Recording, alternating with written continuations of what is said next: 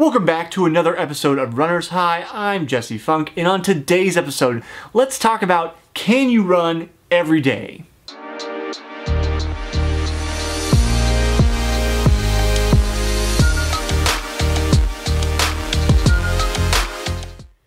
You may have this mentality, and you see this mentality pretty much everywhere in the running community. More is better. More mileage, more speed work, more work. More is better. Now, that isn't always the case. More is not always better, because you have to remember, when we get our best gains, we are recovering, right? We're recovering. It's after the work. It's after all those things we did, all those hard workouts, all those long miles. When we're recovering, that's when we make those gains. And if we don't give ourselves enough time to recover, then we don't make those gains, and we can potentially end up in a world of hurt, becoming injured. Now, that isn't to say you shouldn't run more. You actually can, but you have to be careful about increasing mileage. And there's a point of diminishing returns. Studies have been done. It shows kind of this nice curve. Hopefully I've got a graphic here to the side of me now. And it'll show you up through about 5 days a week, you're going to get the biggest gains. And you can get more gains by running a 6th and 7th day of the week. However, at that point you get diminishing returns, which means the added mileage is not going to give you the same effect that each of those previous days does. You get less out of them than you do from the previous 5 days in each of their segments. Now, I have to tell you that I'm still working out 6 days a week, and in college, when I was running 7 days a week, when I made the transition my junior year to adding another long day for my 7th day, that's when I saw my biggest gains. But it's important to frame this, right? It's important to frame exactly when this was. This is the peak of my fitness. I'm in my early 20s, 2021 at the time, and I'm a collegiate runner on scholarship. So I've been running for a number of years. I have a very high level of fitness, and I added that 7th day at that point in time. It's not something I personally would recommend you start out of the gate with. It's something you want to build into over time, because as mentioned at the beginning of this video, running all the time without recovery is a potential for injury. So how do you decide if you're ready, if you're the right kind of person to do this, to run every single day? Well, first, we have to make practical considerations. Are there anything else going on in your life that would prohibit you from doing so? Do you have, like a 12-day work schedule? Say you're a nurse and you're working, 3 or 4 days in a row, 10 to 12-hour shifts. Probably you need to take some off time if that's the case. But if you have a more normal work schedule, or you work part-time or anything like that, okay, that's not in the way. Do you have any family matters, any of that kind of stuff that's going to prevent you?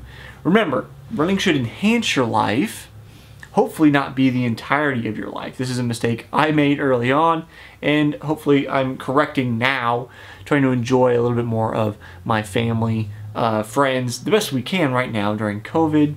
But you have to remember that running is not everything, as much as it is important to each one of us, myself included. So first we have to take into consideration, is anything else going on that would prevent us from doing that 7-day schedule? Because it's simply not worth it with those diminishing returns to put off doing things that would ruin the health, social health, family health of our lives by getting that time in. Now, beyond that, let's just talk about the physical side of it. On the physical side, we can use our kind of general 10% rule. Now, this isn't perfect, but it's a good recommendation of not increasing your mileage more than 10% per week.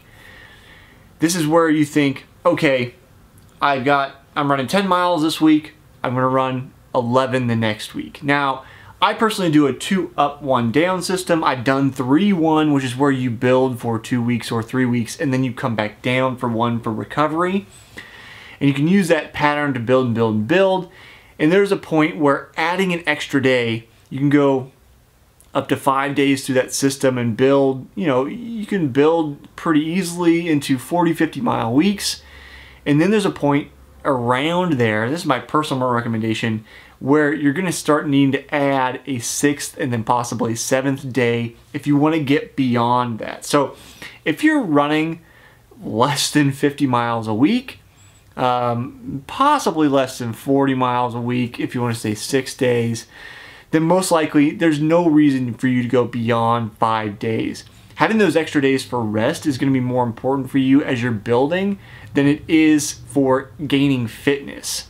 There is an effect where if you take 2 days off in a row and then you come back to running, sometimes that'll affect your legs more than if you take 1 day off, run, and then take another day off in the middle of the week. But that's something that you can have to figure out for yourself. And again, going back to that schedule, you know, how does your schedule work? Is it realistic for you to take 1 day off on the weekend and then 1 day off in the middle of the week, or, you know, take both days off in the middle of the week, or however it works for you? You have to figure that out. So that's kind of my recommendation. 40 to 50 miles a week, you can get away just 5 days a week. Then you can start adding that 6th and 7th day. Beyond that, when you're going 60, 70 plus miles, I don't have a ton of experience with that, in that 70 to 100 mile range. Those are going to be typically elite runners that are in that range, or ultra runners. Again, I'm not an ultra runner, never have been. Spoken to plenty on my podcast, the Smart Athlete Podcast. I can link to that at the end of this episode. But know that it's not really necessary to go beyond 5 days unless you're really going into that higher mileage. So what questions do you have for me that you'd like to see answered on the next episode of Runner's High? Leave them down in the comments below. I'd love to hear from you and answer your questions specifically. As always, I'll see you next time on the next episode of Runner's High.